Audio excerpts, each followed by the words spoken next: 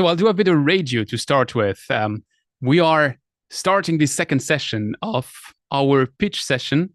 And trust me, if you've missed the first part, you've missed something. We had 10 teams pitching, actually nine teams pitching in the first session. And I'm super happy I'm not a judge, because it's going to be hard for them to pick the winners across those really great pitches we had. So let me give you a bit of background before we actually fully start that session.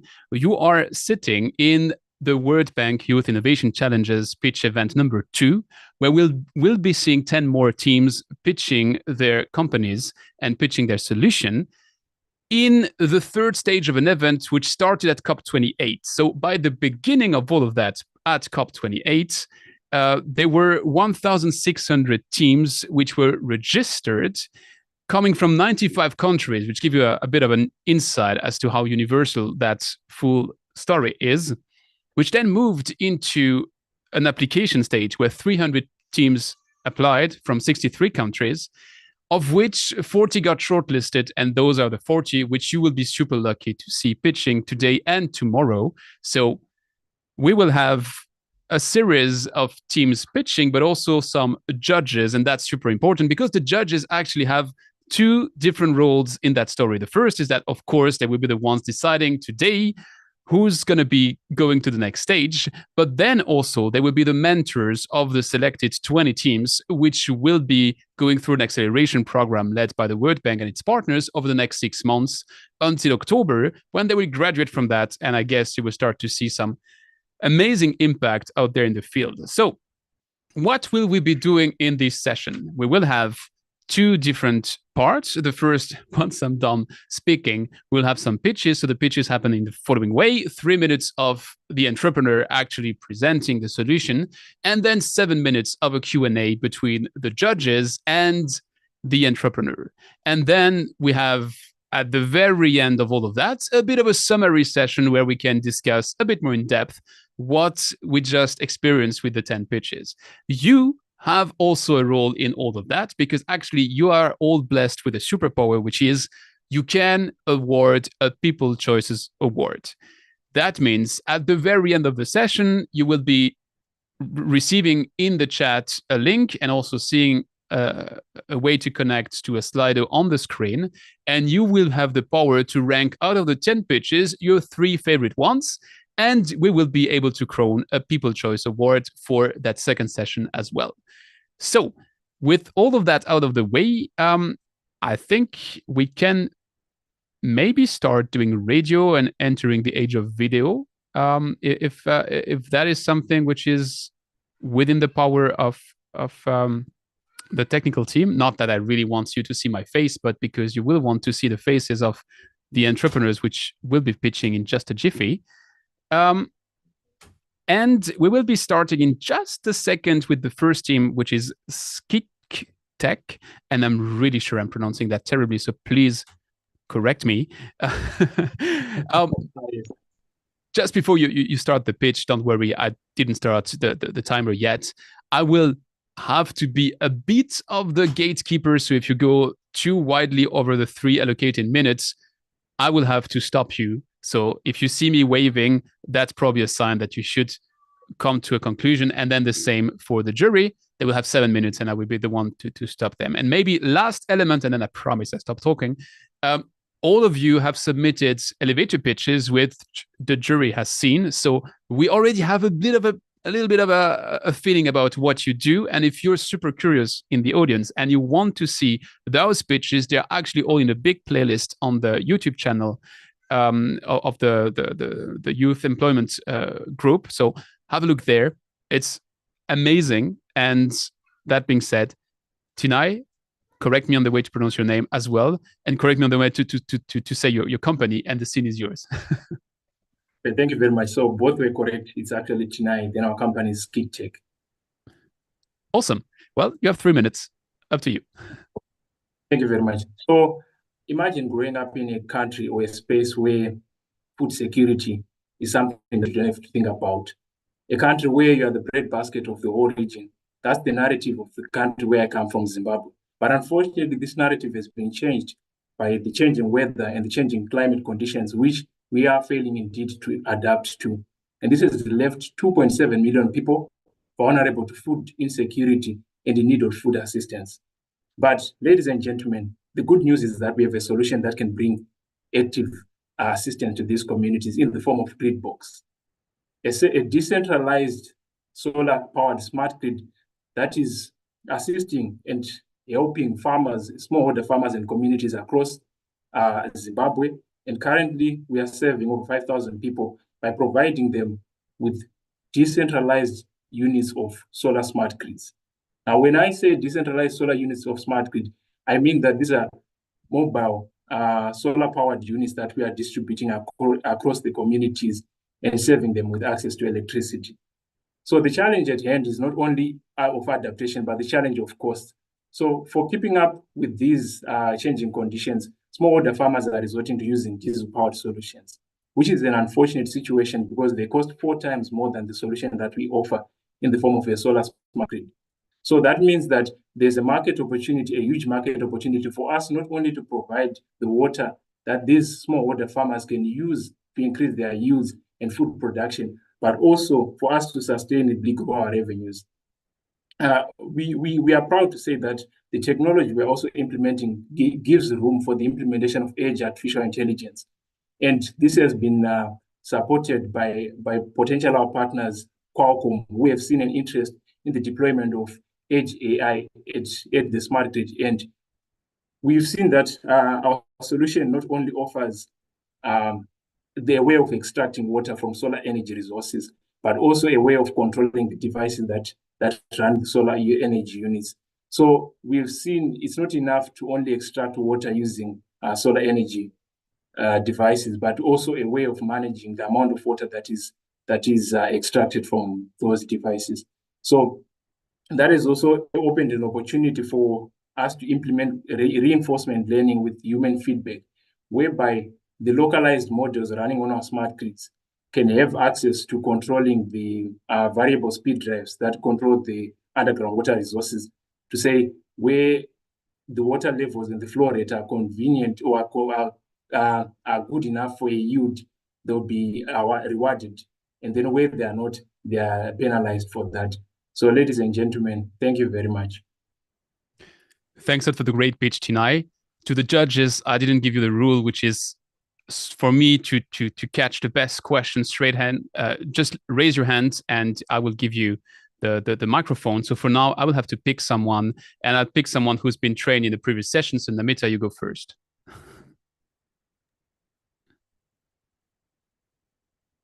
Yeah, I was confused about unmuting. So thank you so much, Tinai. That was really fascinating. Could you just say a little bit about where you have you implemented this already, right? And what region have you implemented, and what has been the result? Okay, so we've implemented this. We implemented it last year, late September in Manicaland, and currently we're serving over 5,000 people in that local community by providing them with access to water. Because our smart grid is capable of providing more than 15 million liters of water monthly to that community. So they had a deficit of water that we managed to meet with solar-powered solutions. The one that they were using currently at that place, it was a diesel-powered solution of generators, which was costing, I think, roughly around $5,000 per month. But then when we introduced our solution, it went way down to around $600 a month.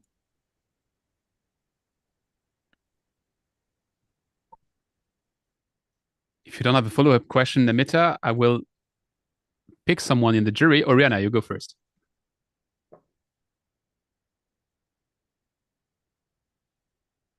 Hi, that was a terrific presentation. So my question to you. So you mentioned that your cost reduction is from $5,000 to $600. So what are your biggest barriers to scale? Okay, so the biggest barriers to scale, I would likely look at them more from a scouting perspective to say finding the best locations for the implementation of our product GridBox that also has a return on investment. But we are kind of like working around that because we operate a smart grid. So that means not only do we provide electricity for water extraction, but we can also provide electricity for more use or even other productive uses. So to complement that challenge, we then create a circular solution whereby if the farmers have a yield that is good for their crops, then that electricity, if they are not irrigating the whole entire field, they are using the electricity for processing. Just one quick follow-up. So is that a flat fee per month? 600 well, for utilizing the electricity, or do they pay as they go? Okay, so it's a pay as you go. The 600 was more of a cumulative figure. They pay as they go for the amounts of electricity that they want. Thank you. I think we have Thank you very much. a follow-up question from Yogita. You're next. Thanks so much. Excellent presentation, and you've identified a very important problem that needs to be tackled. So well done on that. I wanted to ask what kind of research you've done on the use of solar grids in general in the agricultural sector in Africa or in general. There's been some movement in that space, and I was wondering what research you've done and how that influenced this approach. Okay, so thank you very much. So we've done the approach that we've worked on is a more human-centered design process. So that means we've approached the community and had their feedback as part of our solution creation. So the research that we were doing in terms of the prototyping, from the prototyping, it was more of a technical implementation of our solution to see how much electricity can be generated from that region, which was also aided in advance by leveraging satellite technology and resources from the World Bank that projects the amount of energy capitalization that can be acquired in a certain space. So using all that data and then also getting on the ground to see the kind of infrastructure that they're currently using, the reserve tanks, the implementation strategies at that point, and then holistically putting all those things in perspective. And also we've been assisted by partners like the Milken Institute to do the work that we've done through a grant. So they've identified that area as an area that is a gap, because usually with water, there's a challenge of energy. The amount of energy required to extract that water is a challenge. But then when you solve the energy problem, it can provide a good solution for the community. I have two questions from the jury, one from Mina. Thank you, Tanay. Thank you for really walking us through kind of your thought process and research there. A quick question for you. As you've looked through the prototyping process and early implementation, according to you, what type of partnerships do you really need in the market? And from a lot of the audience that you're hearing and the people around here, what's going to really help you realize the vision that you have? Okay, so thank you very much. I think first of all, we need partnerships, maybe from investors to fund the kind of work that we do and to deploy more units of Gridbox. Because when we did that prototyping phase in one community, 20 other communities wanted the same implementation of our product. Then also we would be looking at institutions, because we are trying to tackle this from a decentralized perspective, but also a centralized effort in terms of resource management. Because, for example, the cost for many farmers, let's say smallholder farmers, to acquire separate units of solar powered solutions is very high. But then if we have partnerships with even our clients or our users to say, we can acquire these resources and then you can leverage on them from a centralized perspective and get the most out of it. We're running out of time, but I would like to have 30 seconds to Florian for his question, and then I'll ask you to be short as well, Tina, if you can. Yes, Thank you very definitely. much for giving me the opportunity. And first of all, thank you very much for a great presentation, and congratulations to the impact that you already achieved. Can you talk a little bit about your team that you have behind you and how you're executing this? Okay, so thank you very much. Personally, I hold a bachelor's degree in computer science. Then my co-founder, the CTO, he also holds the same. And we've received education and knowledge from Stanford University, with regards to entrepreneurship. Then we also have our mentors from Morocco who are in the energy, who are in the marine space and also energy. So they've got complementary skills with regards to energy systems and water systems. Thanks a lot, Tinai. There's a pitch event, so there's something to win, but I think you mentioned as well that you would crave some help from investors. So if investors are watching this right now and would like to contact you, I think it's pretty easy to connect the dots. If you have trouble to connect the dots, just contact any of the organizers of the event. We're happy to connect for you. And for the People Trust Award, it's always the first who's coming up who is a bit disadvantaged because you have 9 other presentations to forget what he said. So just write the name down if in case you'd like to vote for him. And we move to the second team presenting, and that is Smart Water Management System. Who is the speaker?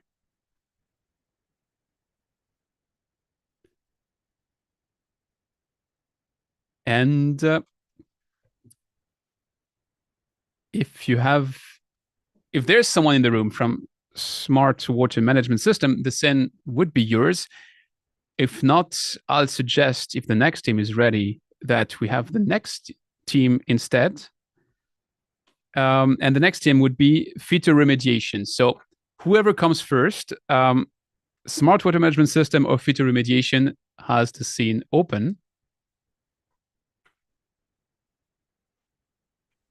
Don't be shy. I look terrible, but I'm not that's horrible. Sufyan, welcome on scene. Welcome. Thank you very much. Can you see me and hear me? Yep, we see and hear you absolutely well. The scene is yours. Okay. Thank you very much. Okay, can I start now? Yep, okay, yep. Can I start? Yeah, okay. You can start. It's okay.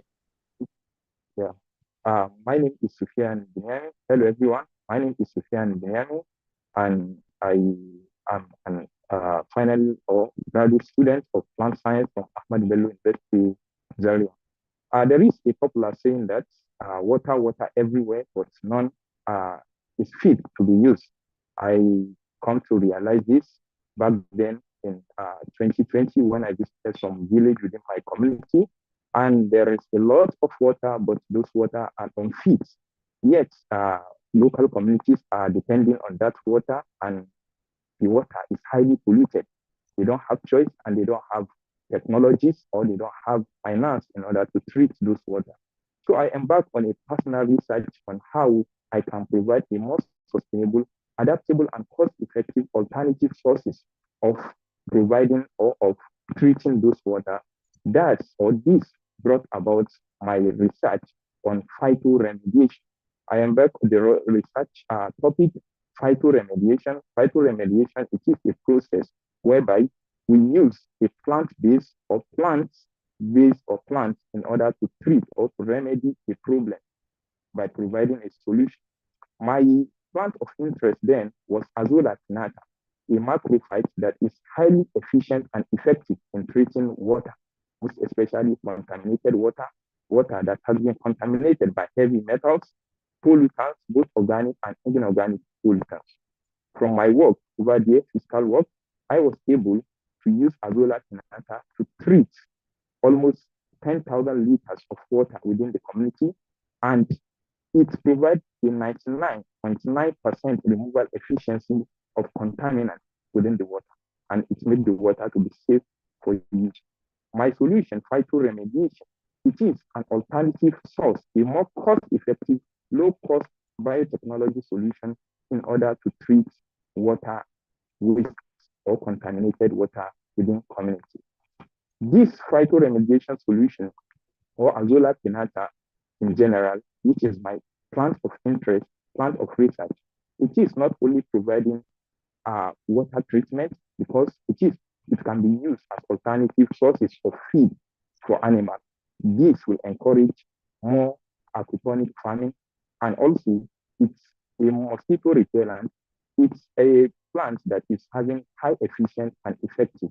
Actually, I would like to join this accelerator program in order to learn and relearn strategies and techniques and technology I can use in order to incorporate my research, phytoremediation, incorporating it with technology and other networking in order to advance this solution to help my community. Because I want to scale it up, I know that I am providing a local solution in order to tackle a global problem. So providing these alternative sources of water treatment, it is the most accessible and affordable, in a most affordable and accessible way, will help my community in order to make it more and more clearer in order to achieve good and affordable water. So I would like to join this accelerator in order to have that. And the impact of this research or my work in general is not to be overemphasized because it provides a more sustainable, adaptable, lifting many out of poverty line, yes, because it provides job opportunity. Also, due to the fact that Azolla Pinata can be used as alternative sources of many things. Actually, it provides job opportunity, provides clean and affordable water, treats water and disease that have been hampering the community, most especially due to the water waste, because they normally depend on the water and they don't have other alternatives rather than to drink, wash, and use the water for their daily life. But by the time this Azolla Pinata clean it up, it provides more safer water and more good water in order to drink. Thank you very much. Soufiane, thanks for jumping in and to take the spot, which wasn't supposed to be yours, and to be super reactive. So thanks a lot for that, because you're saving us here a bit in the flow of events. Also, I'd try to introduce our judges as they're raising the questions. And I'm starting with Yogita. And maybe if I can just summarize it as you're from the World Bank, but maybe you can just, in one sentence, be a bit more precise than what I just said. Yes, thank you. My name is Yogita Mamsen. I'm the manager of the Global Solutions Unit in the World Bank, which works across all regions and supports our operational teams who are based in the regions. So should I jump into my question? Absolutely, yes. Well, thank you, Soufiane. Very, very interesting and innovative approach. I guess my question is on the, and I'm not a biologist, botanist, the plant or technique you're suggesting, is that readily available? Is this, where is it available? What does it take to grow it if it has to be grown? And apologies if I'm completely not understanding given my limited natural science background. Thanks. Yeah, actually, it's actually the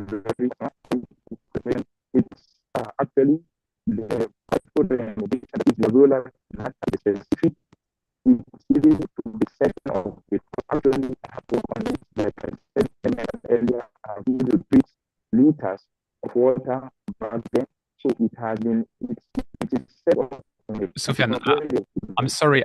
I think you're cutting off in terms of internet, and I don't want you to get your message not gotten across. So what I would suggest is we can maybe move to the next team.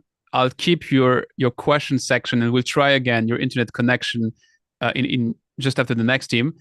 Just before that, let's do a second try at your answer, and let's see if maybe it was just that bad timing. So maybe if you can try speaking closer to the mic, Soufiane, just move closer to the mic. Yeah. Okay. I think it's better. Let's give it a try. Second try at your answer. I'm really sorry about the technical. You're not guilty by any means for the technical trouble.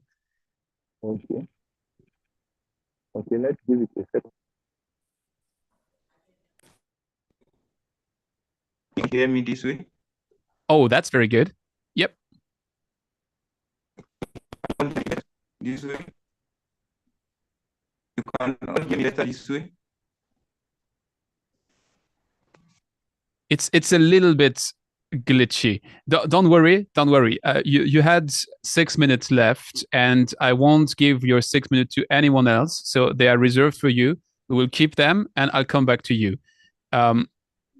Let's just give it the gods of internet a chance to align a bit better with you. I'm sorry about that. In the meantime, do we have the team of ONADIF in the chat, in which case I would invite them on stage. Abakar, you're the speaker for Onedif, I think. You have, as anyone else, the chance to correct me on the way to pronounce your company name.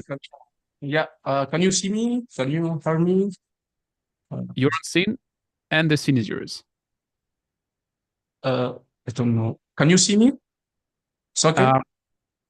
You're there. You're there. You're there. Yeah, it's great. Okay, I think I will remove that. So, thank you, Walter. Thank you, everyone, for having us here for this amazing opportunity. So, I'm Abakar Mamad. I'm the founder and the CEO of Onedif, which is a startup based here in Chad, Central Africa. So, let's dive to the problem. In Chad, we are 17 million inhabitants, and just 48% of the population have access to clean and drinking safe water. So this problem leads to a high rate death per year. Just last year, 50,000 Chadians have died from disease due to dirty water, included more than 2,000 children. And it's not just digits or stats. I was even impacted by this problem back in 2022, when I came back from a studio in Morocco. I had to come because my father has died. So we came and we went to the provinces where people are drinking water from wells and from rain sources. So as an engineer, I had to come with a solution that brings efficacy and effectiveness. So that's why we came with Onedif, which is a filter system that uses no electricity nor chemicals and can filter up to 1,000 liters per day and deliver it to 400 people. So the core technology we use is ultrafiltration membrane plates that I have here. The prototype is outside. I didn't have the opportunity to bring it here in the room because it's too big. I could bring the PC outside for you to see. So we are using membrane plate that use ultrafiltration, and the pore of these plates are like 10⁹ nanometers. It don't let bacteria, viruses, spaces. So we assemble this in 50 plates that we assemble it as a module, and that we insert in Onedif. And we also use this pipe to connect the whole system. So I hope that I will have the occasion to show the product. It's outside there. So that's the main core of Onedif. And we have already launched a pilot project with a NGO, which is local here. It's called Citoyens Sans Frontières. It's in French. So we have impacted more than 900 people already, and we are eager to promote our solution and have the opportunity to scale. So how our business model is working? For the moment, as beginning, we have two business models. Like we can sell the solution, which is expensive for people living for more with less than $3 a day. That's why we partner up with government and NGOs to support the project. Or we can go and install the filter as a community project. Like people will have just to pay like $2 per month annually. Per month during the year. Like for 100 people, we could bring back the expenses of the installation. So I hope that I have been very clear, and sorry for my English. I'm just a new speak English. I just learned English last year. So I hope that I was very clear, and I'm glad to welcome your question. Thank you. Abakar, you were not only very clear, but you learned English last year and you speak like that. I'm so jealous. Thank you. Because we speak here French and Arabic, so I suggested in the previous session to have it in French, but the judges don't agree with me. So let's skip to English. And our first question comes from Joaquil. You're from Estonia. Maybe the first time I give you the microphone, shortly introduce yourself and raise your question to Abakar. Yes, hi both. Hi Abakar, I'm Jonquil from Eunomia, or Jonqui in French. but we're hear not you. doing this in French.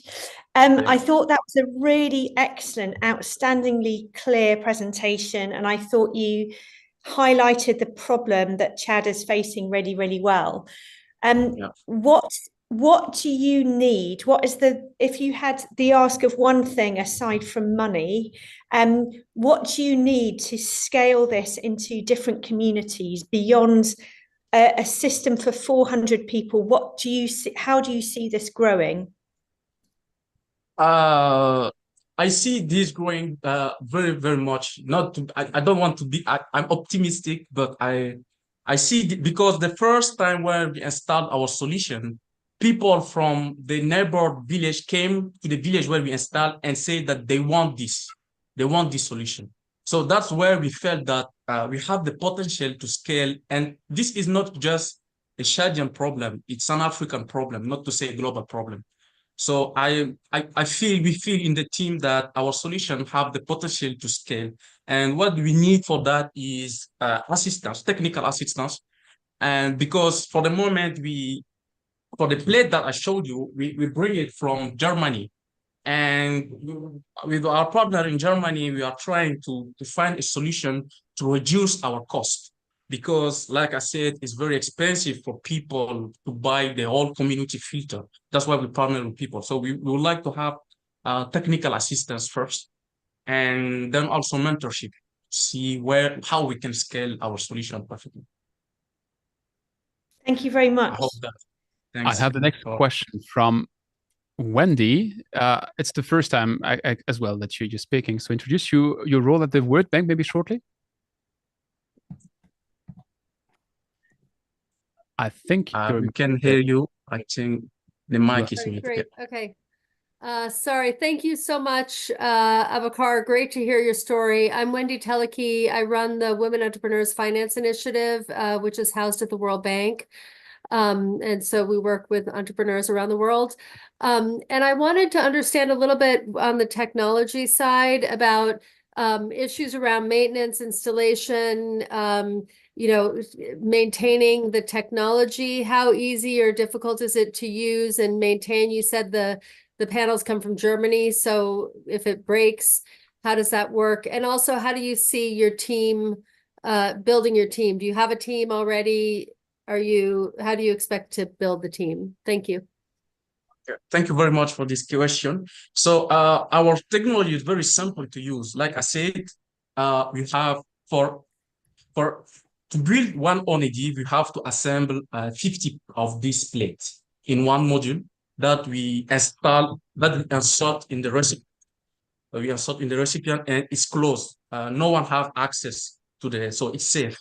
Now, we don't have maintenance to do when we install the solution. It can be like used even by illiterate people. So I don't know if I can show you the solution is outside. Maybe you could see how it's working. Okay. So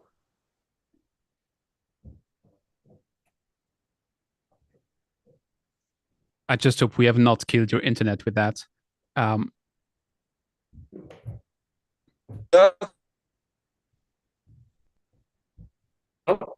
So it's very to use. You just have to. So the people in general for the maintenance, we just have to have a little sense to use the solution. Like you just have to pour the dirty water and have access to the clean water. So for the maintenance, it's very easy, and we don't have even cost for the maintenance, so it can be used by everyone. And for my team, for the moment, we are just two. There are just two of us, me and Tamno Grass, which is she's responsible of the project management and also the communication, and we also the partner. So I'm the tech guy. So for the moment, we are just two of us, and we are looking for a sales manager for to have a more strong team. I'm sorry, because we're running out of time. I won't be able to take Namita's question, and I won't be able to ask what's the jersey you have on the wall, which I've noticed from your elevator pitch. But you can answer me later. You don't have to do it right now. Thanks a lot for the pitch. And I propose that we try to have Sufyan back to raise him the questions. So David, if you can do some realization magic and bring Sufyan, thanks a lot. Sufyan, we'll give it another shot. I hope internet is with us. I'm really crossing my fingers. The question you got was coming from Yogita. So Yogita, can you maybe repeat your question? Sure. My question was about the technology, and it was not exactly clear to me if it was a plant that need to be grown, what was the availability and accessibility of the technology itself. Okay, thank you very much. I get it clear. I hope you can hear me well now. And Perfect. I'm sorry, I have to turn off the camera due to the network. So I have to turn off the camera. So about the technology, actually, we are using biotechnology solution. It is the Azolla pinnata. That is the mechanism it is using. And it is a plant. We took the spores, that is, let's just say the seed of the plant. We took it in order to plant it by spreading it on water. They are floatable. Then by the time they are growing, the more they are growing, they are absorbing every nutrient or every compound or element or nutrients, both inorganic and organic, from the water. They absorb it up. And one good thing about Azolla pinnata, that is the plant we are working on, or we work on, it is that it increased with its biomass within 2 days. It doubled its biomass within 2 days. That is, it's having high efficiency to absorb everything out from the water in order to filter it and make it more efficient and effective for using. I hope I answered the question, and thank you. I think you answered it very good. You have one more question coming from Jean-Kil. Yes. So just a follow-on question. Where does this plant grow? Or I understand it grows in the water, but where do you get it? Where do you get the spores from? Okay, we got the spores from a natural habitat, that is a pond. And before we got it, we have to go to where water is not disturbed, because they normally proliferate in an environment that is not disturbed. So we get there and harvest them. By the time we harvest them, we tend to continue producing the life cycle. We don't need to go back to the pond and the environment. By the time we have the parent plant, that is the matured plant, they can continue providing the next generation. By providing the spores, we can easily spread it in the water. But at initial stage, we get it from its natural environment. With it, we go to a shallow water that is not disturbed. They grow well over there, and we identify the plant because it normally grow together with many plants. So, and it's very it's not that microscopic so much, but one can easily took it for mycelia and other aquatic plants like that. But we identify it and bring it out, make more production of the life cycle by keeping them in order to get the spores, and we get it set to filter water. Thank you. Two short questions. Sorry, go on. I'm so sorry. Just so I've just got a follow on. So it's basically like a yeast, is it? And does it grow locally in Nigeria, like the original spores? No, actually, it grows virtually in every ecological zone. Actually, so far the optimum temperature and optimum condition is being given, but actually it's normally grow within the environment that are having almost equal day length and night, and the temperature is not slightly above or below. So it cannot grow in Antarctica, for example, where the polar region, where there is highly extreme weather, but it normally grows within this environment, most especially here in Africa. Thank you. Fantastic. Mina, please don't hate me for that, but I think I won't have time for two questions, so I'll have to pick just one, and I'll take Lauren. You're on my top of the list for the next one.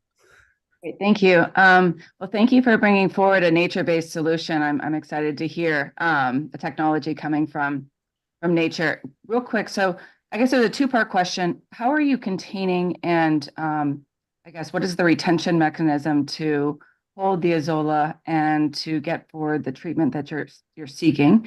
And then the second part is what is your financial model? So, okay, our financial model, actually, it is first the direct sale of the spores. For example, if you have a community that have a very polluted water, for example, they have a pond, a reservoir, we can easily treat the water by selling the spores for them. An individual can come and get that.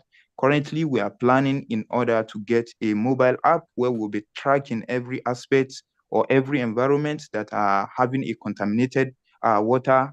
And through that, we can easily generate a commission and subscription model in order to be getting more revenue.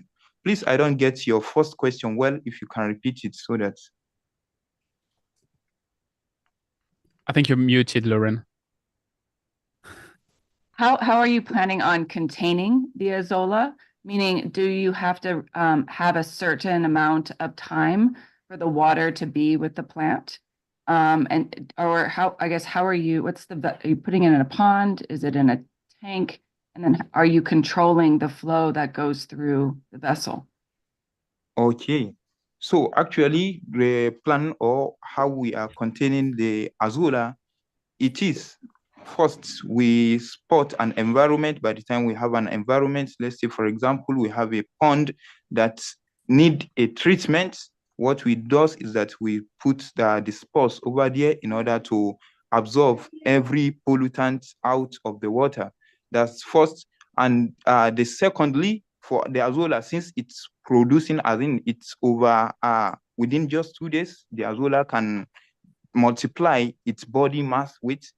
So the plan is that we harvest the Azolla for livestock because it is used as alternative feed for poultry and fishes. Actually, we harvest it for animals in order to eat them. So we tend to reduce the population, because by the time the Azolla become much on water again, it can become a problem by the time it cover up all the surface of water, which means aquatic organism will be having problem in terms of oxygen and light demand and the like. So we tend to harvest. It's just like a win-win process whereby you absorb the water and it use the water in the nutrient to grow itself, and we use the plant also to feed.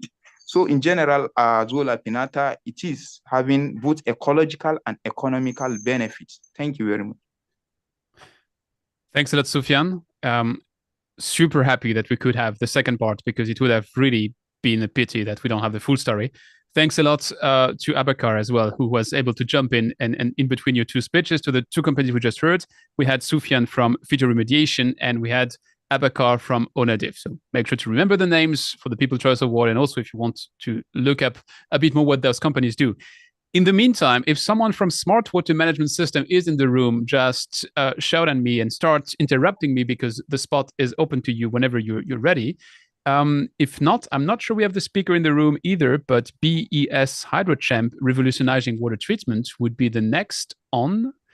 So I'm told that the speaker might not be in the room. So if that's the case, that's a second person who has a reserved spot to drop in whenever you want. And I'll move to number 6 in our list for today, which is HydroDrip/HydroWallet. And if we have our speaker in the room, you can come on scene. Sammy. I can hear you. I can see you. Can you hear me? Yes. The scene is yours. Yeah. So thank you very much. Thank you very much for all of you being here. So I am Sammy Tumba, so Mpungu. I do represent HydroDrip. So HydroDrip is developing the digital water credit platform.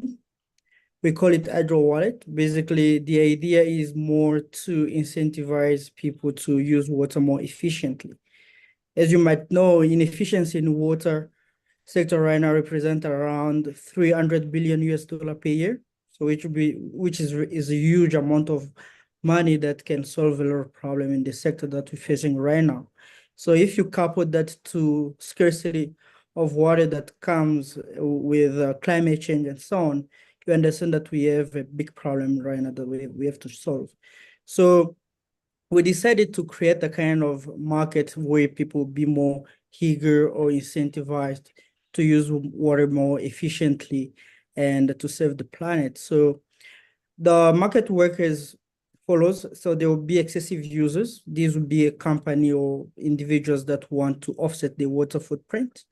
So there will be also efficient users, people that can reduce the amount of water through change of processes, or they will employ some technologies so that they can reduce the amount of water. So the people that using excessive water can offset the amount of water through the platform. So to do so, we developing right now an infrastructure that will support this kind of measurement. So we call it, like in a carbon credit area, we call it the digital MRV, which stands for digital measurement, reporting, and verification, where we're gonna install a IoT-based system that will track the amount of water that is being saved and translated into water credit.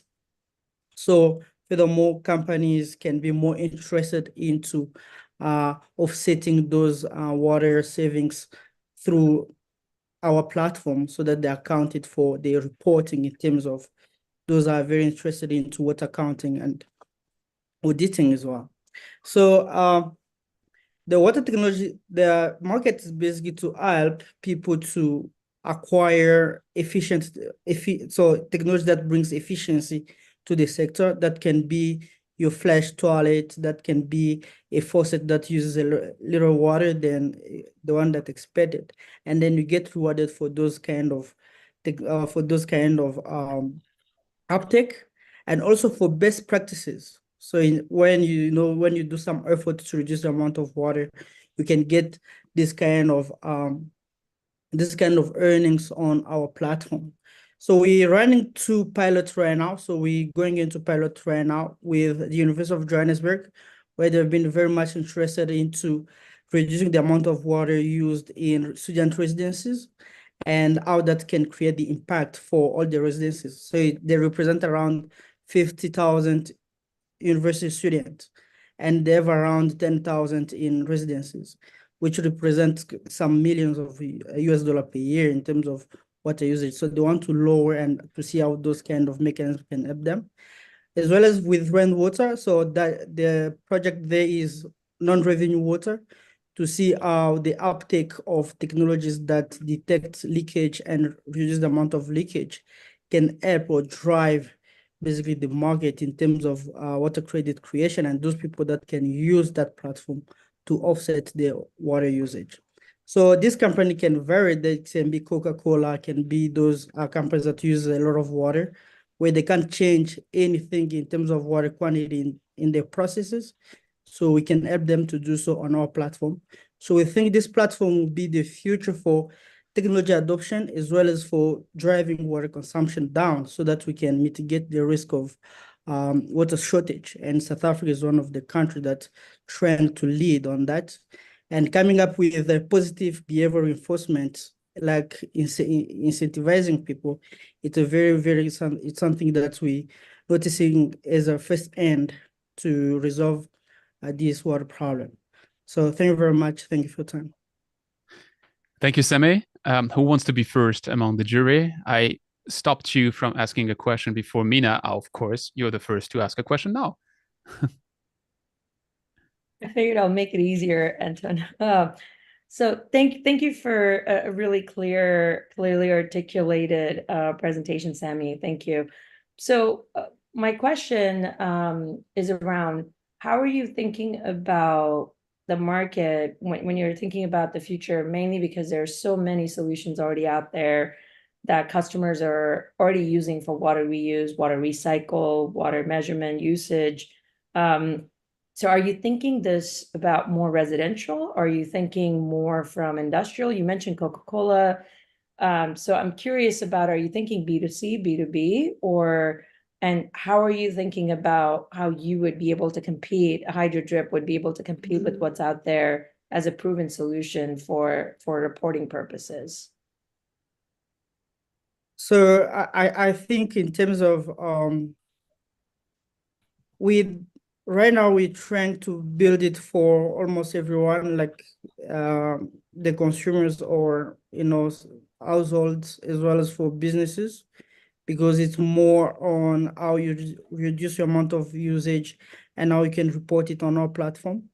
So right now we haven't got any with household yet, but there is a lot of demand in that sense. Right now we're going with B2B most of the time right now, but I don't see any constraint in terms of going to household. So now in terms of competing in terms of reporting, so we're not working on a reporting framework like your water accounting frameworks. So we just try to leverage them, they're reporting. So as we bring in some kind of digitalization to those kind of reporting, if we can just integrate some interesting IoT buzzword into that to help make reporting more, quick and easy for those who are doing those kind of reporting. Any other question from the jury? Namita. Okay. Oh, maybe Florian. I was just stepping in because there was no other hand, but now that I have the floor, I'm going to ask just two small questions. Sami, just building on what Mina was asking you, if you were to approach Coca-Cola, what would you say to them? What's the incentive for them to buy your system? Would you pitch it to the CSR side of Coca-Cola, or like why would they take it? And the second thing is, you said water saved.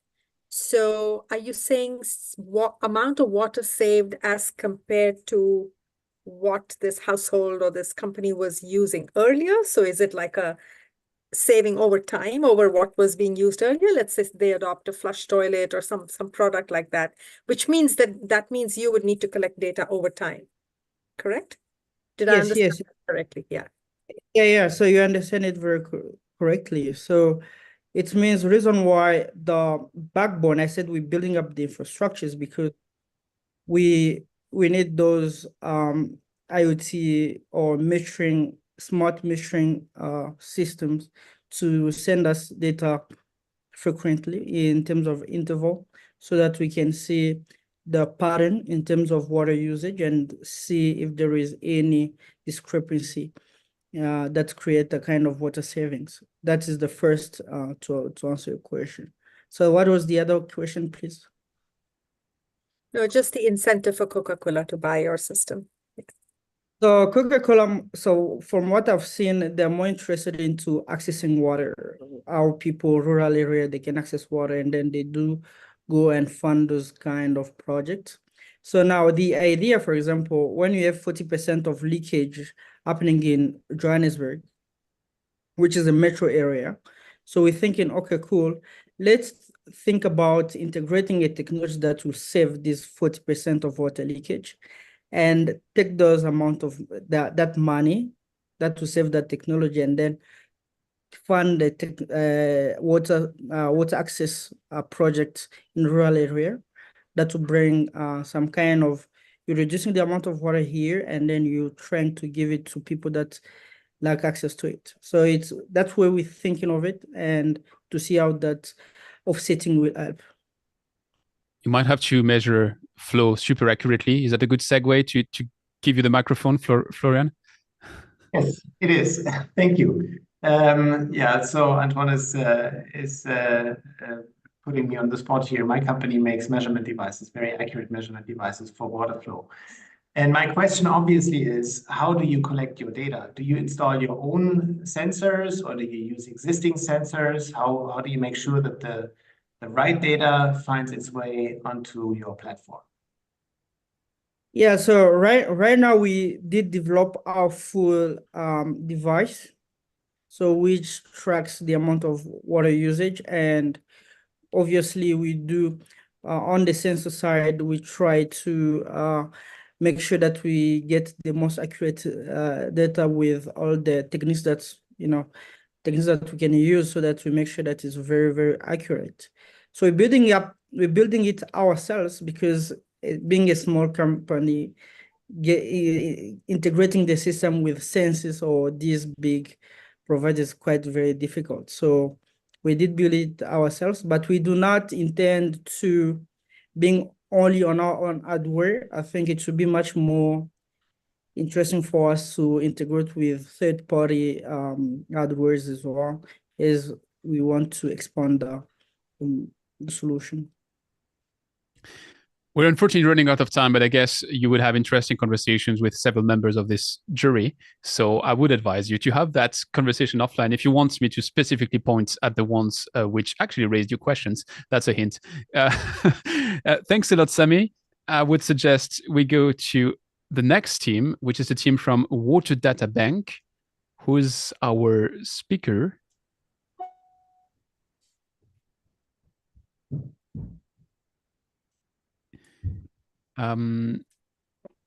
Hello. On scene. Hello and welcome on scene. The scene is yours. And how do I pronounce your name? Ewube? Ewube, perfect. Okay.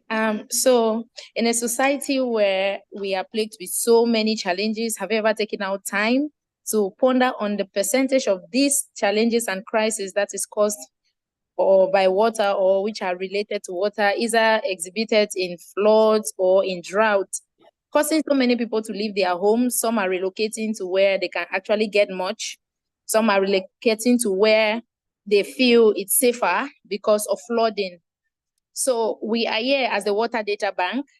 The Water Data Bank is a project that has been designed to collect water analysis, take samples, analyze, and then produce reports that will guide stakeholders within the sector to be able to provide concise data that will help in decision making, because we understand that most of the pollution that is caused by investors has been triggered because there is no tracking. So how can we go ahead to solve the water problem without appropriate data? We need appropriate data.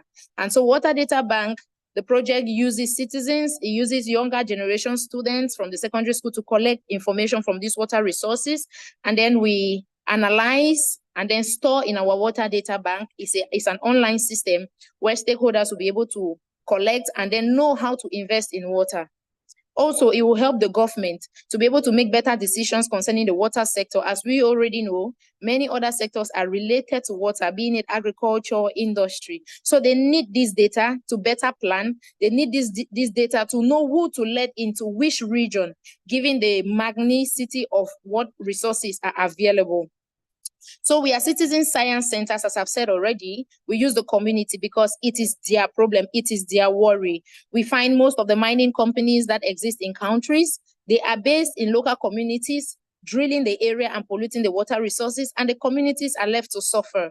So let's take the case of the Democratic Republic of Congo, where we are presently felt, in the southeastern part of Congo at Likasi, where we have a mining company known as La Jicamine.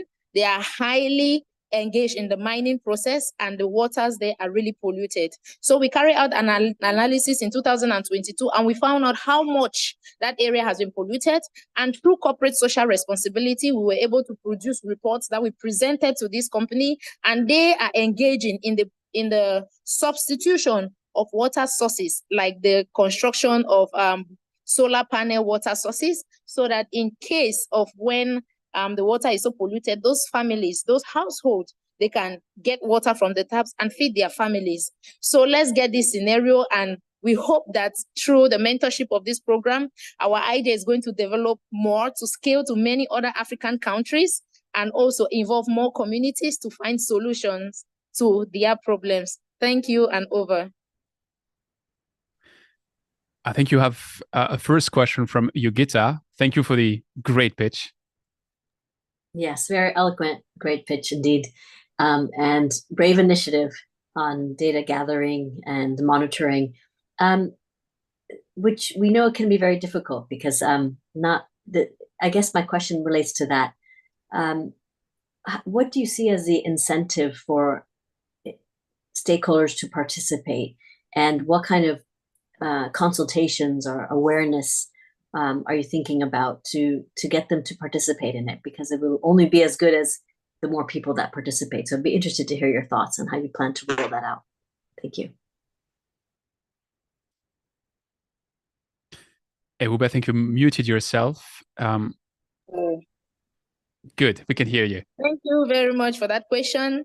So already I said our presence is felt in the Democratic Republic of Congo. So what we did to get into these communities is we did the participatory rural appraisal method, where we organized meetings with them, and then we gave them a scenario where take for 10, 20, 50 years, who used to know about the kind of resources, how rich our waters were. They give me the response. And they say, what do you think is causing this water to become polluted today? They give you themselves. They say it is because of this activity. And then you ask them, what do you think can be the solution? And then you start getting examples of the community members suggesting that, okay, someone traveled somewhere and then they found out that this was what was performed. And so they think. And then with that approach, we are able to tell them that, okay, this is what we have come up with. And we think that with this approach, the government and the investors will be held accountable, because we believe that a solution for the people can easily be heard by the government. So we told them that with this, we'll be able to gather data. And if you join us in this, it will be more effective, and you people will have substitute water sources. So that in case of dry season, when it is really polluted, you can also sort for this. And who will give you? The mining companies, they come, they take from you. What do they give you? So the people become, they become eager to be able to push, and they are out with us, and the village communities and the chiefs, they want to just engage. And we think we succeeded, like we are succeeding in that area. Thank you, and over. Incredible passion in your answer. Love that. I think you have a question from Wendy. Hello, Ewube. Thank you so much for your comments and your work. It's amazing. Of course, sitting at the World Bank, we love the data elements, and we know how powerful data can be for advocacy. And so it's great to see the work that you're doing there. And I wanted to ask about the revenue model. I wasn't clear if this is a nonprofit, if you have funding sources for it, or if you see this as a business, and if so, who would be providing, who you would be selling the reports to, and yeah, just how you see this as being a sustainable and scalable model to work in other communities as well. Okay, so for our data, that will be tracked. We save it in our data bank, which is an online platform. And for you to access the data, you need to subscribe, you need to key in. So by the time we produce newsletters to inform the community that, oh, this is the rate of pollution. And then our engagement with other stakeholders, like the investors, like the mining companies will be able to tell us that through your approach, tell the community that inform the community that in the next 2 weeks, we'll be releasing some kind of sewage or some kind of waste into the water, so they shouldn't fetch water. And then we are the ones to inform the community through newsletters. And now when we collect data on the level of pollution and also the changes, we're able to store in our data bank. Now we'll get incentives to whoever wants to access that data bank, being it researchers, being it the government, being it the mining companies, and many other stakeholders, maybe fishery companies who want to invest probably in the Democratic Republic of Congo in the southeastern part. They want to know what resource has been exploited in terms of water, what is available. They need access from us. So we'll get incentives, which is what we are still working on. And we hope on the mentoring session to help us on that. Thank you. I think I don't see raised hands from the jury, but in the previous pitch, Oriana, you wanted to raise a question and I couldn't get to you. So maybe you want to raise a question here. If not, I won't force you either. Sure. Thank you for that. And I love the enthusiasm and the passion that you have for this. So I guess my question to you would be, so you have a terrific example on how you've engaged with the mining company and being a communication buffer between the company and the community. So what other forms of data collection have you engaged in? So are there And what metrics specifically are you embedding into your database of information? So into the data bank, are you talking about volume, pollutant concentration, as well as what the company is doing from an operations perspective? Or I guess, could you give a little bit more information about what kind of data you make available? Okay, so we are also engaged. Thank you for your question. We are also engaged in gathering data from the community through surveys. So we go into families and then we analyze how much they spend in boiling water. So an average household in the Democratic Republic of Congo is seven members for that household. So how much is a kilogram of charcoal, which they use to boil water to purify it before they are able to drink? And so we take all those samples, we are able to analyze, and then the result, it shows that it is economically costly for an average family because they live in less than $1 per person per household. So we take the same information, we add to our data, that if we provide it to the government, we have a stronger backing, and the government can hold the investors accountable for having the negative impact felt by the community in different areas. And so it makes our quest for data by the investors even more, and also the government backing, which makes it more sellable, like we can easily transfer the knowledge, and the communities too on our side, because they don't have the money to even spend. And most of them end up drinking the water because the charcoal is not there. Now, have we thought of the environmental impacts, the effect on the trees that they fell just to acquire the charcoal? So all this information is what we get and add up to our data back to make it more rich and more demanding. Thank you, and over. Thanks a lot, Ewube. Thanks a lot for your passion. That's really communicative. Again, I'm not the jury, but to me, it's super, super, super refreshing to have this kind of energy. So thanks a lot for that. And I propose to switch back to the team, which was supposed to be just before you. So the team of BES HydroChamp, revolutionizing water treatment. I think we have the speaker now in the room. You might be slightly stressed because there was a bit of a mismatch in the joining and all that. So take your time, come on stage, and the scene is yours whenever you're ready.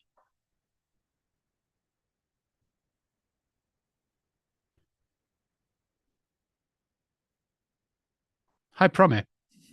Hello, am I audible?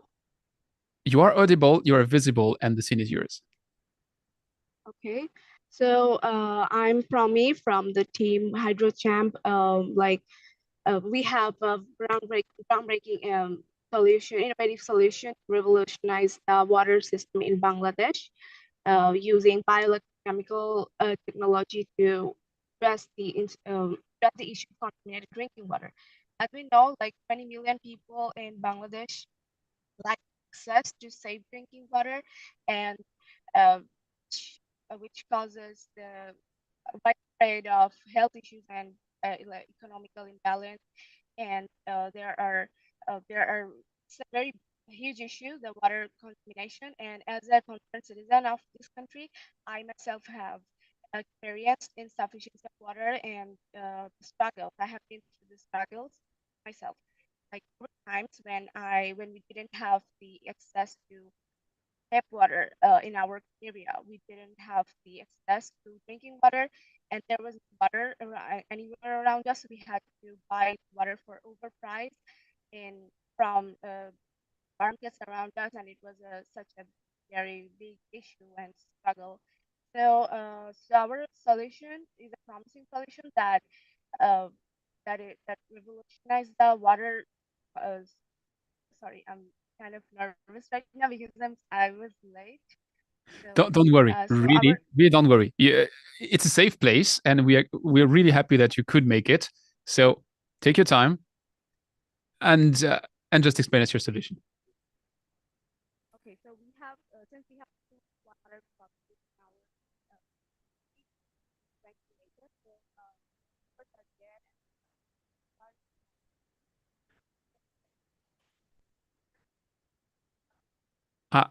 Promise, sorry, I really don't want to stress you. I think we're losing you in terms of sound. Like you're super, super low. Do you have any ways to push it up? Is there any, maybe on your device, just something which you can push up or push down? I don't know, but you went suddenly down. I really don't want to stress you. Sorry. I can read your lips, but I cannot hear you. And I'm super bad at reading lips. So I would not do you a favor if I start reading your lips.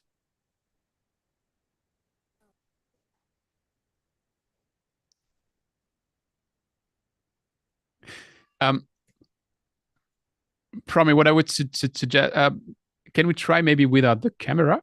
Maybe that will solve it.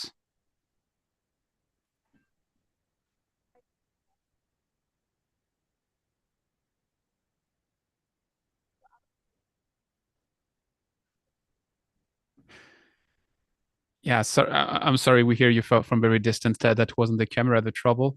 We'll maybe check on your computer if there's something which you can push up.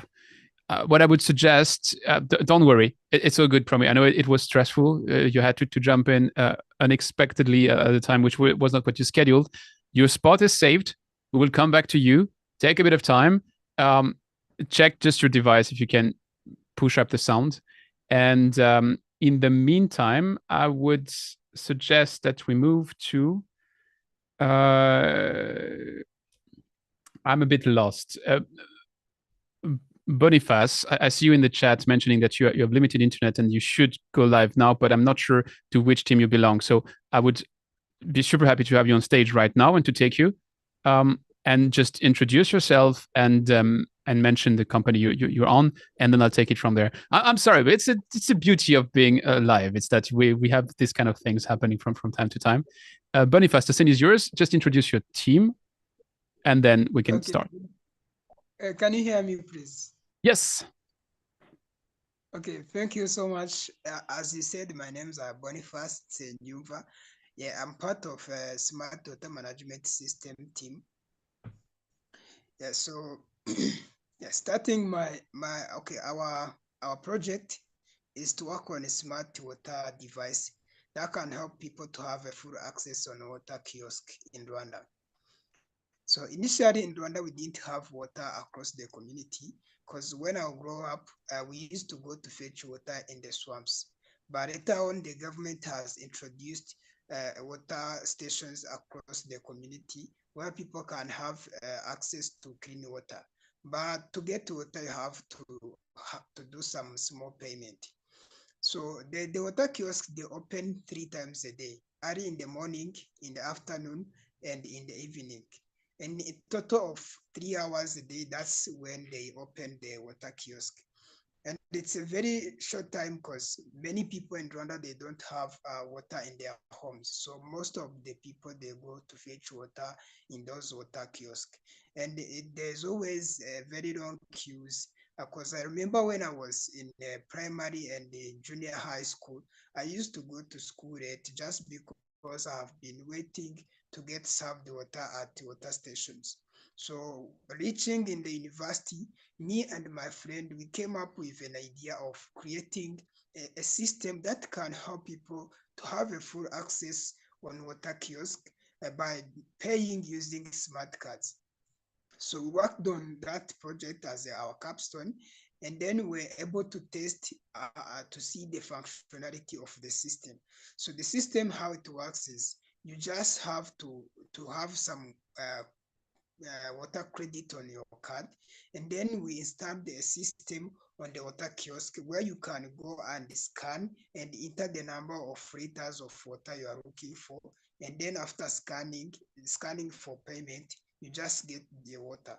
So the idea is to help people to have full access on water kiosk, to help children who spend much time on the water kiosk queues waiting to get water, to have water anytime they want so that they cannot miss their school.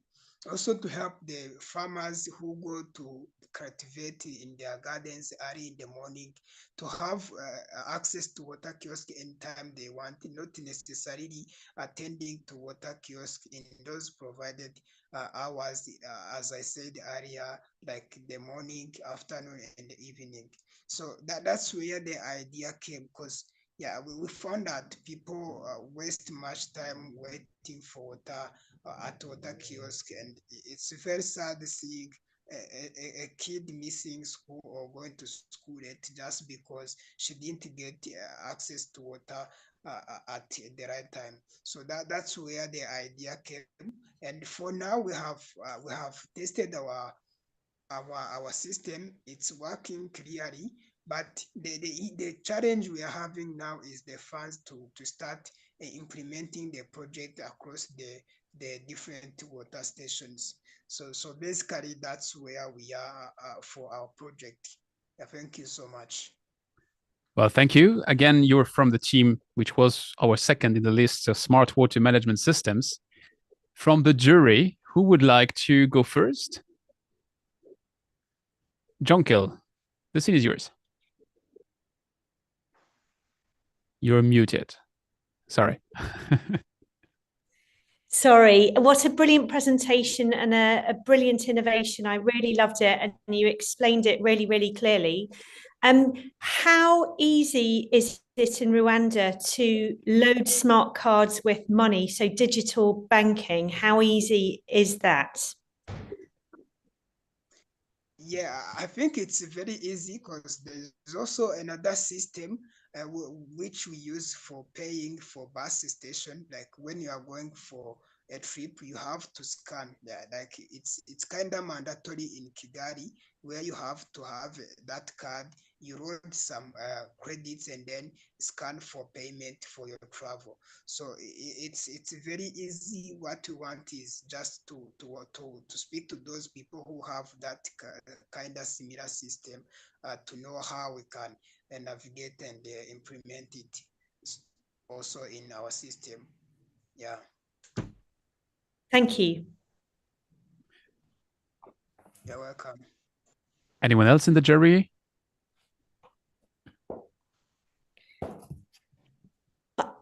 Oriana Florian, the first one to speak, has the microphone. That's me. Hi. Florian. Thank you very much for a great presentation. I visited Kigali last year, know your country. So maybe you can talk a little bit about alternative solutions that are currently in place for this. Are you alone on this market, or do you already see some companies doing something similar? I would say that the company that is doing something kind of similar is the company that is doing transport in Kigali. For the side of water, there's no any other company as far as I know. Okay, excellent. Thank you. Oriana? Thank you. Thank you very much for the presentation. I think the question I had is just touching on the last point that you made, which was your challenge for scaling. If I understood you correctly, you've been able to demonstrate that it shortens the queue and you're able to integrate and there's a desire for it. But if I understood correctly, you also have to negotiate with each specific water dispenser or your area that is dispensing water. Can you talk a little bit more about that challenge and what help you need to overcome that? Yeah, so as I said, that's part of the challenges we have. And currently, we want to speak to the water providers, especially to the ministry in charge of water distribution in the country, because they are the ones who are in charge of all the water stations in the country. So I hope that after speaking to them, we have a clear vision of how we can implement the project and start working in the different communities. Thank you. Awesome. Thanks a lot for the great pitch. Again, if you're taking notes at home and you want to know for who to vote, that was team number 2, Smart Water Management Systems. And I'll thank you with that, Boniface. We'll try to move back to Prame. So Prame was the speaker for BES HydroChamp, revolutionizing water treatment. If in between you've solved your sounds, we were left at, you had exposed the problem and you were just about to start explaining the solution. And that's where I would love to take it. If that technically is feasible. Hello? Is this okay now? done. I just switched back to another device, but I haven't, I haven't fixed my video issues. I will take a little more time. But can I just speak for now? Yes, you can go on. Yeah. So I think I stopped how it's okay. So the first so I was about to explain our solution and how it works. So bioelectrochemical technology is cost effective and it's environmental friendly, and it's effective in removing heavy metals and pathogens, and that will help removing and working with the microbials and the stuff like this in our water system, which is mostly polluted. And unlike other conventional water treatments method, our solution operates using simple system that can be implemented even in remote areas. That's why it's different from the ones that already exist, the system that already exists and work in our country. So by harnessing natural processes, and we minimize the use of chemical and energy, which reduces our carbon footprint. So now let's talk about how this technology can specifically benefit our country, Bangladesh. So this can be done by settling up decentralized treatment systems in rural areas and integrating them with existing infrastructure in urban centers. So doing so will improve public health outcomes and drive socioeconomic development in our country. So for now, join us in providing clean water for it, and if you guys support, that will help help save a lot of lives. So yeah, it's my pitch for now. Prame, can I use that stage to do like a super short interview from you, because I'd like to have a bit more details. You say natural processes and less chemicals. Can you just explain us how your technology works in just 1 minute? Okay. So my technology involves microbial in electron transfer and electrochemical transformation for achieving sustainable energy and carbon neutrality. So fundamentals of this technology are generally described as systems that imply electrode reactions by using microorganisms as biocatalyst. So they merge microbial and electrochemical processes to produce bioelectricity and hydrogen or other valuable chemicals. So the system is comprised of like two electrodes as anode and cathode linked to each other.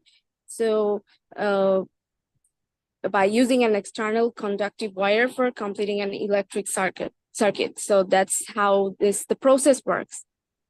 Awesome. Is that Thanks what a you lot. are? That was exactly what I was asking, and it's super clear with your explanation. Thanks a lot. I don't see raised hands, but I'm going to designate someone because I think that's right. And actually, you raised your hands at that exact time. Oriana, I think you're the person to be the first to raise a question here. Well, thank you so much. It's terrific to meet you and learn that you're working on microbial fuel cells and bioelectric chemical systems.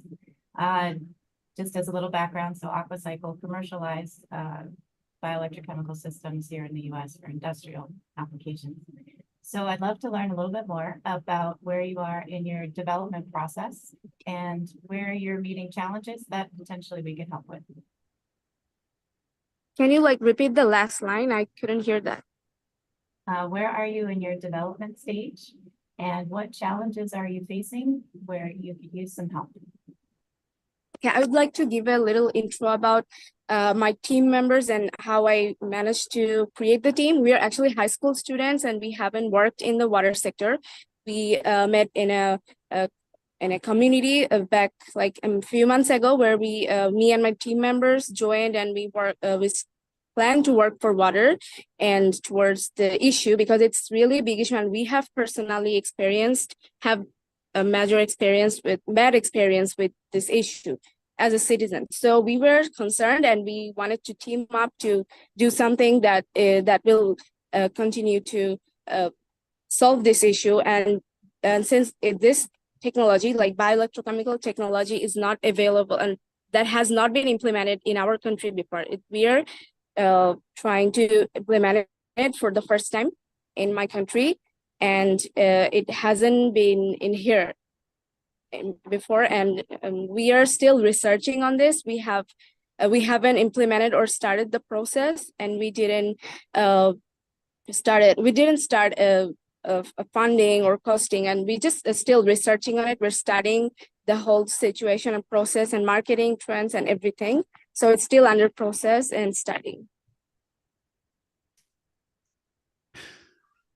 Well, I would just take a bet that just in case you get selected, I think you found your mentor. But yeah. Anyone else in the jury who wants to raise a question? I would take the time for one more. Amina, up to you.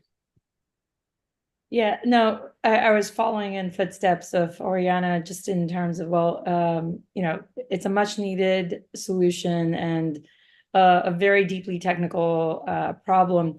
And I don't know if you're aware, Pram, but Kitos, I'm Mina Sankran, founder and CEO of Kitos, and Kitos actually focuses on developing the sensor systems for, you know, essentially doing real-time water intelligence, a lot of which that you described, we're not there in Africa yet, but happy to help you as you start going through understanding the effectiveness of what you've developed, to know the pre and the post cycle of the actual testing. And it applies to even the phyto remediation team, because understanding effectiveness is a very critical issue around the water quality. So since you're kind of still in the research phase, I would put some time into also looking at the effectiveness and comparing that with data validation as you go through your research cycle, because that could probably eliminate a lot of the false positives that you run into. So I think we're in a difficult situation, because if you get selected, you will have 2 mentors, but I think that's a good problem to have. Promi, I'm super happy that we managed to make that work. It would have been a pity not to have you pitch in the session. So thanks for overcoming the technical difficulties. And we have 3 teams left. I have to warn everybody in the chat that we are slightly running late. I'm sorry, I'm the one guilty. I'm the one which is supposed to not rant like I'm doing now and manage the time. But I think we have 3 amazing teams, and I won't be stressing them on time. So expect us to end the session like 10 or 15 minutes late. And that said, the next team on scene is Omnitech Rano Devices. Do we have the speaker in the room? In which case, I will leave the floor and let the speaker speak. Mirana, you're the speaker for... correct me, please, on the way to pronounce your company name, and the scene is yours. Yes, thank you for the floor. My name is Mirana, and I'm the project manager of Omnitech. Today, I'm super glad to tell you that next year we will be able to change the life of 450 pupils by installing our Rano hygiene devices in 3 schools. We combine low and high-tech devices to ensure that every child have access to water for their daily needs in schools. First, for the low-tech part, we use wind and solar heat energy to pump and to boil water. The harmless bacteria and microbes will be eliminated, making it safe to drink. After, we strategically place our hand washing devices in the entrance of cafeteria or near restroom exits. These devices are designed to teach pupils a good hand washing habit. They have sensors to know when someone is there. They turn on automatically, and they show a fun cartoon video that will teach the right way to wash hands. The water that have been used for the hand washing will be purified and recycled for other purposes, such as cleaning the classrooms or the blackboards. Now, during the implementation in schools, we provide training sessions where pupils participate in assembling the devices. After, we talk to them about why it's important to use water carefully and to preserve our environment. Our team ensured the design of the 3 devices thanks to our complementary skills. First, the technical part can be divided into 2. The various filters and the pump For that, we have 3 specialists in embedded, electronical, and mechanical systems. Then for the educational device, we have a developer and an UX UI designer. And for the marketing and management part, they have myself. Now, why we add all these modern technologies to the traditional hygiene facilities? That's because they are no longer effective today. We must innovate our way to use and to preserve our resources to face today's challenge, and we must make that learn from the next generation. So I'll end my pitch with that, and thank you for the floor. Thank you for the very, very great pitch. Who wants to go first? I think, Lauren, we haven't heard you in a while, and I feel like I missed you a bit in a corner, and really sorry for that. If you have a question for Mirana, that would be the right point in time.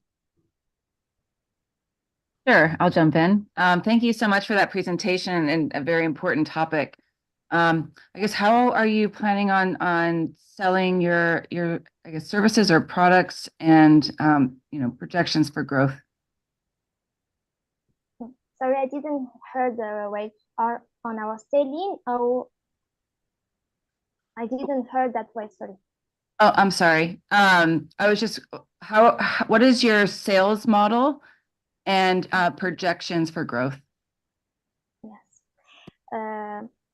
We collaborate with NGOs or international organizations or association or foundation to fund the cost price of the devices.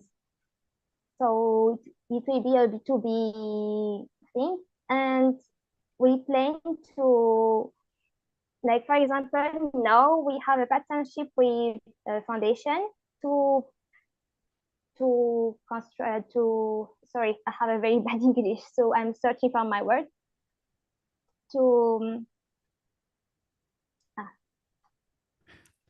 Take your time. If that's bad English, then you're good. You're good. Yes, we collaborate with a foundation to install our devices in free school for this year and the next year. So we plan to install our devices on rural areas that are mostly suffering for lack of water, and that's our objective. And for the 3 or 5 years, we plan to go through Africa and the Indian Ocean. Yes. I think we have a question from Florian for you. Hey, Mirana. Thank you very much for your presentation. I really like your approach and the combination of low tech and high tech. Just to be clear, so I understand your system, is this a closed water system? So you're reusing the water, or how does it work? Yes, it's a closed water system. Like the water that have been used will be reused, so we minimize waste in the establishment. And which sensor you were talking about a sensor technology that is also detecting when somebody approaches the product installation. What type of sensor are you using there? I don't know if I'm saying it well, but it's a movement sensor that will know if someone is moving near the device. Absolutely. I don't know if I answered it well. Yeah, no, very good. Very well done. Very interesting. Thank you very much. Thank you. Maybe a last question from the jury? Namita, I feel like you haven't... Sorry. I forgot something. About the sensor, we also use data tracking to know the efficiency of the devices. So we know exactly how many water the applicants have drank during the day, or how many times the hand washing device have worked, and how many water have been recycled. So just a little bit precision about the tracking too. Yes. Well, that was a good precision. I think that makes a good way to round off that pitch. Thanks a lot, Mirana. And I propose that we move on to our next pitch. And that is our second last pitch from WaterWise. I hope I'm pronouncing that remotely right, water-wise. Yes, sir. You're absolutely correct. I hope Then I'm audible. you're visible, audible. Can you shortly introduce yourself, and then the scene is yours. All right. Yeah. So, hello everyone. Good morning, good afternoon, good evening. I'm Niket Agarwal, sophomore at Indian Institute of Technology, Madras, and I'm reporting live from India. So, I'll start with my pitch now. So, as a child, I have spent a lot of time in villages, as many of my extended family members were farmers, and I have fond memories of in my childhood. And I grew up with the image of a happy farmer in my mind. But it is only much later that I would figure out that happy farmer was actually an oxymoron. Why do I say that? In India, roughly 260 million farmers live in abject poverty. It is indeed an irony that the person who toils day and night to feed us often goes to bed hungry. Nearly 30 farmers die by suicide every day. And there are two main reasons for the staggering issue. Firstly, the poor quality of land, because of which the productivity falls a lot. And secondly, the dependence on rainfall as the only source of irrigation. So, in case there is unseasonal rainfall or there's no rainfall at all, the entire harvest gets destroyed, leading to heavy losses to the already debt-ridden farmer. So we thought, how about growing crops in a way that the farmer is not dependent on land and the vagaries of rainfall? And this harvest could be made more predictable. That is exactly what WaterWise does. We grow food on a farm that can be set up anywhere, even on wasteland. We don't need fertile land at all. And our crops do not depend on rain. Our farms run on aquaponics. It is a closed loop cycle and uses only 5% of the water that traditional agriculture uses. We want to make our farms autonomous as well, so that we don't need very highly skilled people to run the farms. And we plan on using agile methods and artificial intelligence so that our farm output becomes much more predictable. So what's our goal now? We want to create an agri-business that is scalable and sustainable. And we will set up and manage 18,000 farms controlled centrally, somewhat like how Uber manages thousands of taxis. And what does this mean for the farmer? The farmer will get a predetermined fair price for the farm produce. They will be assured of adequate incomes since we will have a direct-to-consumer business model, and they will be assured of more predictable incomes as the vagaries of nature will not impact the harvest. And what does this mean for the consumer?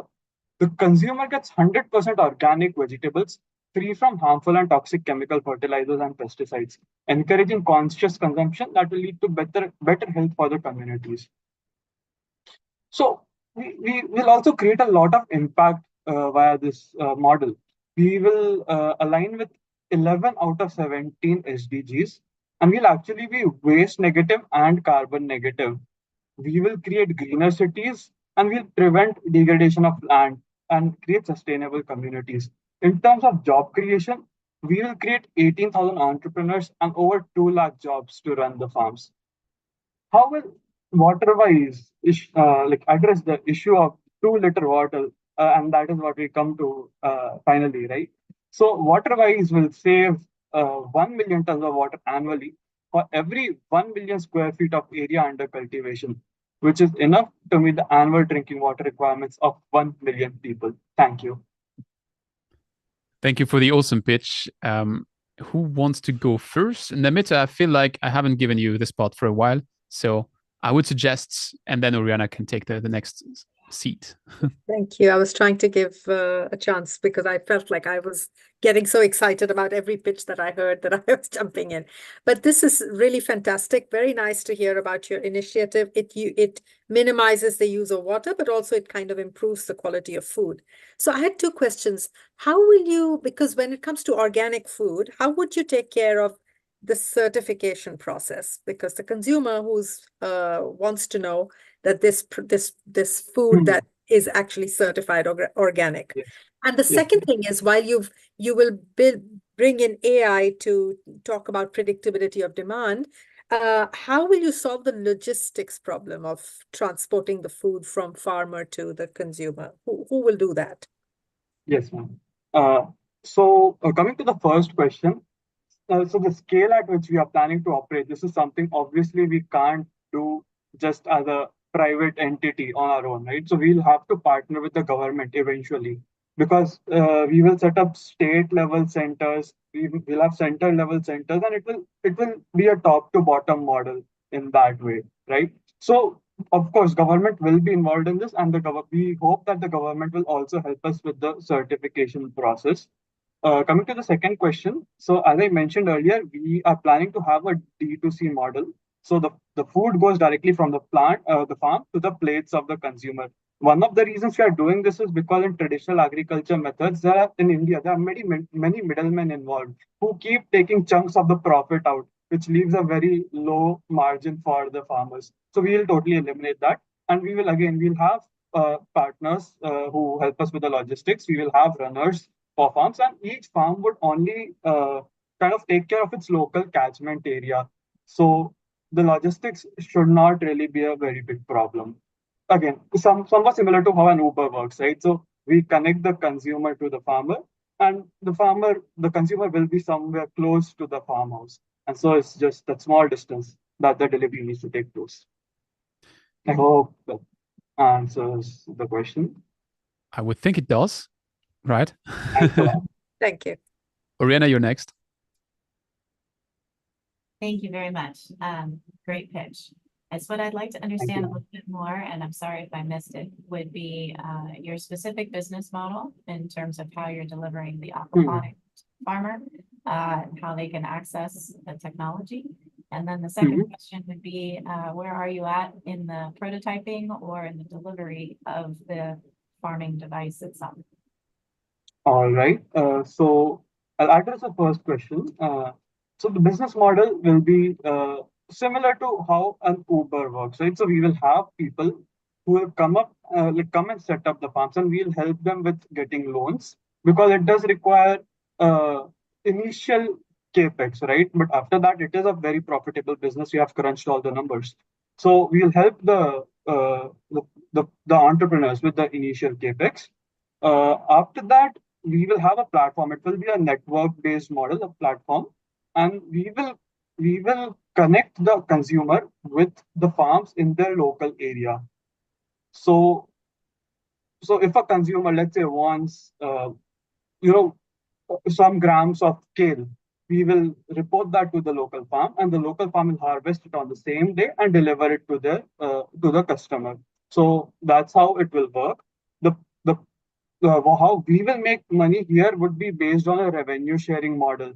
So we will have a revenue sharing model with the farm owner, and that's how we plan on making money.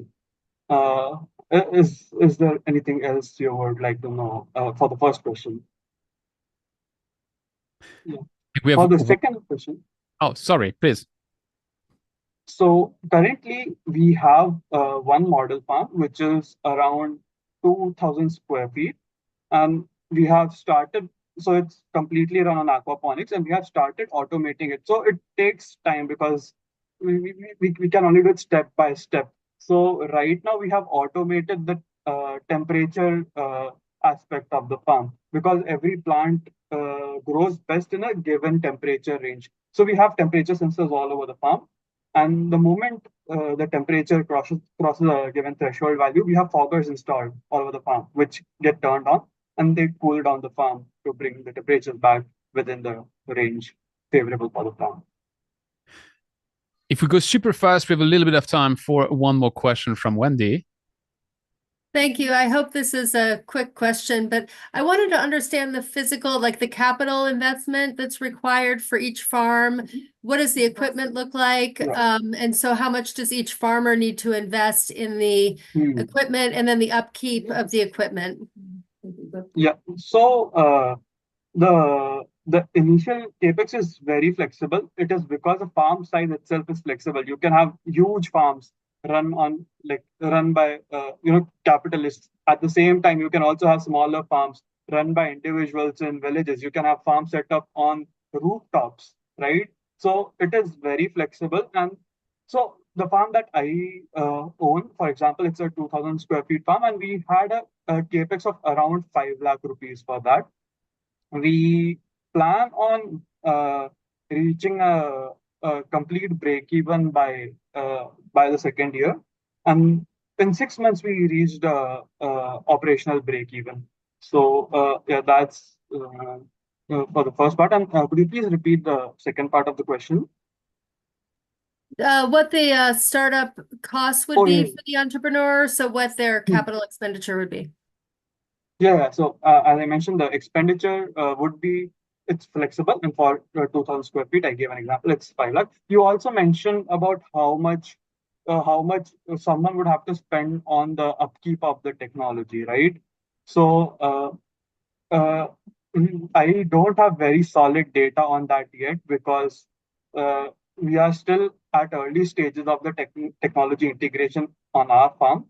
But I believe that we would have a support system for the farms, wherein people from our team will come and help them with all their technology maintenance issues.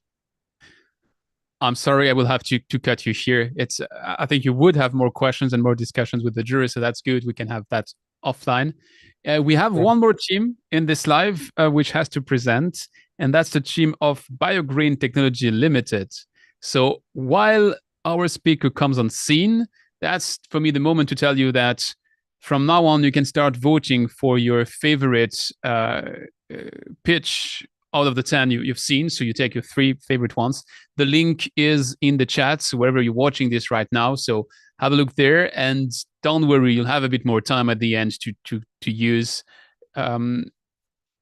your voting rights and to pick your People Trust Award. And that being said, the scene is yours. Please introduce yourself and tell us about your company.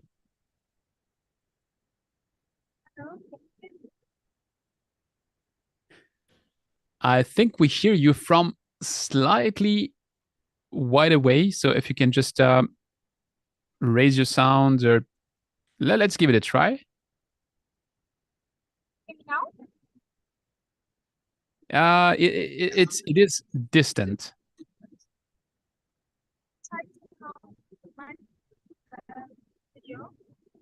Are you able to hear me better now? That is much better. That is much better. Yes. Hello, my name is Lisa, and I am from BioGreen Technology in Zambia. Now, I'm sure you all love fish. Well, I know I love fish, and I know my Zambians love fish, because fish make up approximately 50% of our total protein intake as a country. But unfortunately, over the last couple of years, Zambia has been importing fish due to a population increase and also instabilities in the aquaculture sector. Fish well over $50 million annually. And I'm sure you know, for a developing nation, this is very unsustainable. That is why we have developed our company, which we call BioGreen Technology. BioGreen Technology offers online extension services to fish farmers jotted around the country. In Zambia, a country that is currently grappling with a fish deficit, and we're currently relying on imports to meet the demand, we have developed and provisionally patented a smart system device which utilizes IoT, which we call Phoebe Smart System. Phoebe has been equipped with sensors such as dissolved oxygen sensors, salinity sensors, and turbidity sensors. Phoebe, once inserted in the water, relays data to the cloud and then relays data to a fish farmer's mobile phone. This data enables fish farmers to make informed and reliant provisions on their fish farm through this data that they'll be receiving on their fish farm for their water. So Phoebe will enable, which is provisionally patented and has been developed in-house by our team, enables fish farmers and also empowers fish farmers to ensure that their fish stock is in good condition, and also ensures that they have a reduction in their fish mortality. Our provisionally patented technology, like I said, developed in-house by our dedicated team, empowers fish farmers to monitor their water quality remotely through their mobile phone, and also enables early detection of contamination, and also reduces fish mortality rates significantly. What exactly puts our technology apart? Well, we believe that it unlocks a new era of prosperity for the Zambian aquaculture sector by equipping fish farmers with the tools that they need to safeguard the health of their stock and maximize their yields. Afibi Smart Systems has the power to not only bridge the fish deficit, but also position Zambia as a leader in sustainable aquaculture practices. Now, I would like you to imagine a future where my country, Zambia, no longer relies on imports to meet its fish demand. A future where our local fish farmers thrive, contributing to food security and economic growth. This is the future that BioBean technology would like to promise and deliver to our people. With our groundbreaking innovation, we're not just building a better tomorrow for the Zambian aquaculture industry, but also for sub-Saharan Africa. So through our innovation, we're also paving a way for a more reliant and sustainable future for generations to come. So we are currently, our devices is being supported by the government.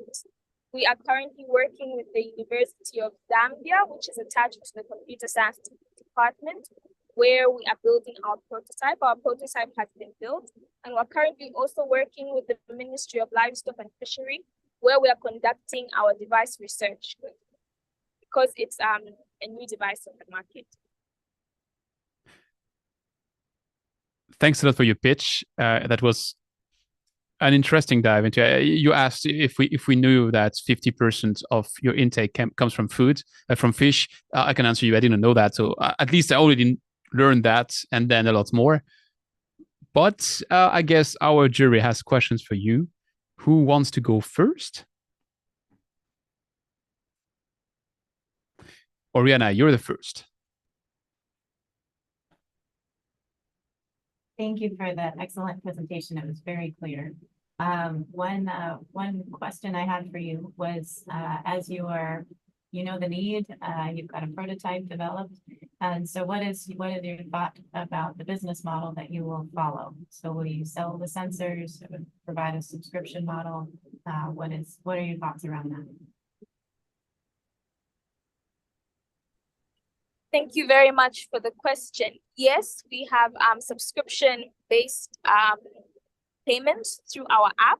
So we have an app where the device relays data, and through that app, fish farmers are also able to access training videos, and they're also able to access other data in the fish farming industry that is very important for the current industry that they're venturing in. So they have also payments for the device. We have a one-off payment for the device, and we also have a payment plan that we're going to draft, because currently our device is going to offer $100, looking at all the equipment that we're going to put in place, and also for us to make a profit. So we understand for fish farmers in the country is a bit on the higher steep, so that's why we're also going to develop a payment plan for fish farmers to access our device. And also the subscription-based will have monthly subscriptions and also annual subscriptions, where fish farmers can pay for the services that we're going to be rendering on our app. We also have future plans to incorporate marketing for other fish farmers or other players in the aquaculture sector who are not fish farmers but do provide a service to the fish farmers that they'll be able to pay for and also access in the near future. Thank you. Maybe one more question, and Lauren, you have a question. Sorry about that. It's a really interesting technology, and thank you for a very clear presentation.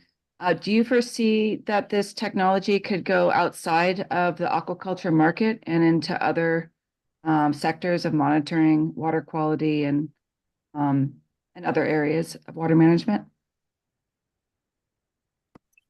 Yes, because the device is supported by the government, we actually recently had a cholera outbreak in the country where we lost almost 1,000 people. I'm sure you know so in Zambia we had a really bad cholera outbreak. So we were approached to render the service to but they have boreholes. So the initial thought was we could access some of the sensors that we utilize, for example, salinity and turbidity sensors. If we're able to insert them in certain boreholes, that will also be able to relay the data and ensure that the people in the community are able to see if at all their water is contaminated or not. But unfortunately, as I have stated, we're currently at prototype stage and we're not able to push our device onto the community yet. Well, I think that was an awesome last pitch for today. So thanks a lot for that. For all of you in the audience, thanks a lot for being with us still at that stage. I see all the votes coming for the People's Choice Award, so that's really, really, really cool. Keep voting. That was BioGreen Technology Limited. You hadn't heard them when we opened the vote, so maybe you want to probably put them into your top 3. I'll let you do that. In the meantime, I would propose to take back all the jury on stage and have a bit of an energizing question to all of you. I'll pick my first victim. The question is, if you had to just summarize the 10 pitches and the full session with just one word, what's that word? And my first victim is no other than our sponsor for that full event. So I think I will have to start. I don't see anyone on stage, but I will have to start with you, Namita. Now you put me on the spot by telling me to summarize these wonderful sessions with one word. I would say resilience, kind of like the ability to take a personal struggle. In many cases, it was a personal struggle into something which is really a solution and a contribution. Anyway, that was more than one word. Sorry. Yeah, but you explained the word. That's okay. It's within my rules. Wendy, you're the next I see in my list. So you're the next up. What's your word? Thank you. Of course, I would say innovation. It's amazing to see the level of thoughtfulness of new technologies developed and also adaptation of technologies for the local market. Innovation, resilience. The third word is going to come from Mina. Mina, what's your word? I almost want to hyphenate my words so I can have like 2 words and kind of combine them. I was actually going to say creative courage, only because none of the 10 folks took the easy path for what they could have had in their life. And it took a lot of courage to just, out of the blue, go after solving some of these really incredible, complex problems. And so courage is the first one, but creativity. It's okay. I take the hyphen. Get it. You'll hyphenate it. There we go. Lauren, you're next. I was also going to do a hyphenation. I was going to say community driven. It seemed like they were really in tune with the problems of their specific communities, and their solutions are coming forth from their community need. So resilience, innovation, creative courage, community driven. The 5th word is going to come from John Keel. Clarity and thought throughness. I felt like everybody was really thought everything through. It's brilliant. So which one do I pick? Thoughtfulness? Clarity. Clarity. Everyone knows what they want. Good. Next one, Yogita. I would say passionate. There was a lot of passion and in the presentations. Florian? I would say hope. There is hope that we can solve the global water crisis with all these brilliant minds that presented to us. And this young generation that is being passionate about water and is trying to solve this issue makes me very hopeful that we tackle this. So thank you. Oriana, you're still not on stage, but what's your word? Inspiring. And truly inspirational, all of the work that's being done, thought, and the challenges that they're facing, and all of the creativity around solving these problems. So it is all very inspiring. I hope I didn't miss anyone. but my words are resilience, innovation, creative courage, community-driven, clarity, passionate, hope, and inspiring. I think that was a good summary of what we just experienced over the past 2 hours. Maybe an open question to you in the room. Did you identify some patterns, and which makes you think that maybe you got a good temperature of what's happening out there, and where you might be able to help those entrepreneurs in the next stage of the acceleration if they get to that next stage? I see nodding heads, but who wants to comment on that? Look, I go first, Antoine. I think I've already connected behind the scenes with one of the entrepreneurs, and I think it's great to see that there's this agility happening now. And I really hope that all of the entrepreneurs take the opportunity, reach out to us, engage in conversations. We're really here to help. Yeah, Antoine, I was just going to comment that a couple of the entrepreneurs after the practice pit sessions took the time based on feedback to already reach out via LinkedIn and specifically ask questions on what they were thinking prior to the competition, which again is very smart and being resourceful.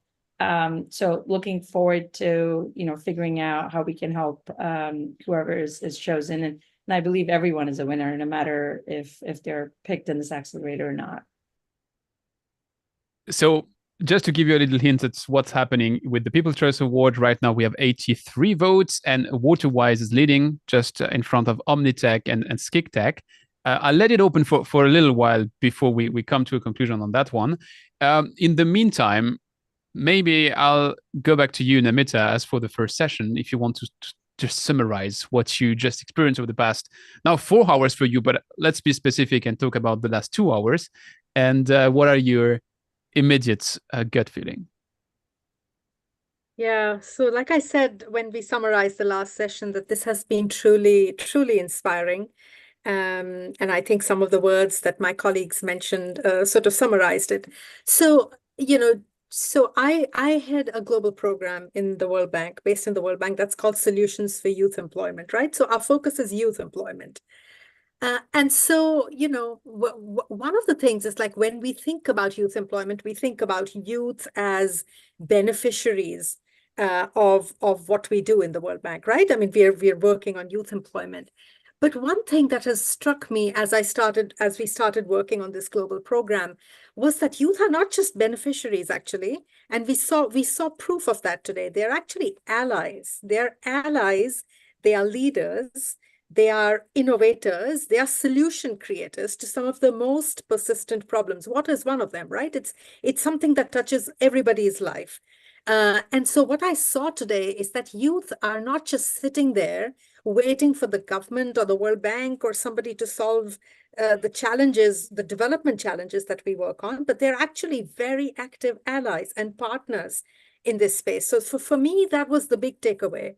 But what the other thing that I was just noticing was that, oh my gosh, when we think about youth, we think about, okay, maybe somebody, 19, 20, 21. But what we saw today was actually even younger than that. Huh? I mean, people still in school, and I just loved that. And the other thing was, one of the things, and my colleague Wendy is an expert on that, but one of the things we always struggle is to see enough women in being entrepreneurial in difficult sectors, like water is one of the most difficult sectors, I would imagine. But today we saw women. I would have hoped it was at least 50%, but it wasn't. But at least there were some young women there. And water is we noticed that there are not enough women entrepreneurs in sectors which particularly are STEM kind of sectors. Water is one of them. It's very male dominated. But today we heard a few inspiring young women. And for me, that was really fantastic. So I mean, I know I could go on, but just a big thank you to all the young entrepreneurs who spent their time, their energy, their passion, and shared it with us. And a big thank you to all of you, the CEOs who contributed. I mean, what you weren't getting anything. You were just here because you wanted to support these young people, and you supported it with your time, you supported them with your energy, your thoughtful comments. And also big thank you to my colleagues, Wendy, and I forgot to mention, this is not something that we did alone. We did it with our colleagues who are water experts. And so big thank you to Yogita, because she leads the work that the Water GP does, and my colleague Camilo, who was here in the last session. We've been sort of working on this together. And then finally, a big thank you to you, Antoine. And I'd love to ask you one question, if you don't mind. You put everybody on the spot, but I want to put you on the spot now. So you run a podcast, Antoine, and that's called Don't Waste Water. What prompted you to pick water? Like, you could have picked anything to be a podcast show runner, right? I mean, why water? I'm a water engineer, so to me, that's the reason. I mean, that story, and now I'm gonna get personal, but my parents met in the water engineer school I ended up attending. So somewhat, I never choose my path. That path chose me. So, so that's the thing. I just wanted to give you a silly statistic to just resonate with what you said. When I started the podcast, I wanted to have a 50-50 male-female guests, and I was blessed in season 1 of the podcast to have Oriana, to have Fajr, who was with us in the previous session. And after 7 episodes, I think I started failing and deriving like really, really far from the 50-50, because it's simply impossible in that sector. And here's my crazy statistic: there are more women taxi drivers, there are more women priests than there are women working in the water sector. And what that means is not a matter of we should get to 50-50, that's super important. It is important, but what that really means is that we are not tapping into the full talent pool. And when we are trying to solve a problem of the magnitude of the water problem, and we are not tapping into the full water pool, well, we're not doing a service to the cause. And to that extent, even if we didn't have a 50-50 today, I'm super glad, because we were far above the statistics, which means that there's hope, because the curves are going to come together at some point, and at some point we will stop just noticing, just because we will be tapping into the full water pool. So sorry, that was my unexpected rant. In the meantime, a bit more people had time to vote for their favorites and People Choice Awards, and we had a spectacular shift in the results, because now the team leading is Omnitech. So and I would say that it's leading by an advance which is going to be hard to catch up. So I think it's safe to say that our People's Choice Award for today is Omnitech. Do we still have someone from Omnitech in the room? In which case, that would be the number 10 in that grid of faces. If not, which I would understand. Oh, I see someone from Omnitech in. I think Mirana is here. Mirana, yeah. So if you want to come on stage and to collect your well-deserved People's Choice Award, I have to tell you, it's not worth much. It doesn't prompt you with a place in the accelerator, but it's a good hint that what you said resonated with the people attending. Mirana, congratulations. You are our Session 2's People's Choice Award. It must be super emotional. Yeah. Such a prestigious prize. Do you have a comment? Sorry, thank you. I was saying my friends to vote, so a big thanks for them, and thank you for all the judges who are there. You are really inspiring for me, and I hope we'll be on the accelerating program with you. Well, those results will come a bit later. We have still 20 more teams to see. So Mirana, I will do you the same offer than I did to the winner of the People's Choice Award of the first session, which is it's not worth much more than the price, but I just put it there. If you're interested, you have a wild card to come on my podcast whenever you'd like to. So which I hope will get you some exposure to the type of profiles which can hopefully help you in the next step of your company. So it's a wild card. You can take it now, you can take it later, whenever you want, but I think it's well deserved. I mentioned we have 20 more teams. That's not today, that is tomorrow. If you've liked that session, and I'd like to thank here also the team which is behind the scenes and which made it happen, which made us move on screen, which was managing the chats everywhere. So thanks a lot for all the ones in the back. Don't miss the opportunity to see 20 more amazing entrepreneurs pitch tomorrow. depending where you are in the world, it's not the same time. So check the various links so you not miss it. It's roughly the same time than today. So that's a simple one. Thank you to the jury. Thank you to the organizers and to the World Bank. And I think the conclusion is see you tomorrow. Thank you very much. Thank you.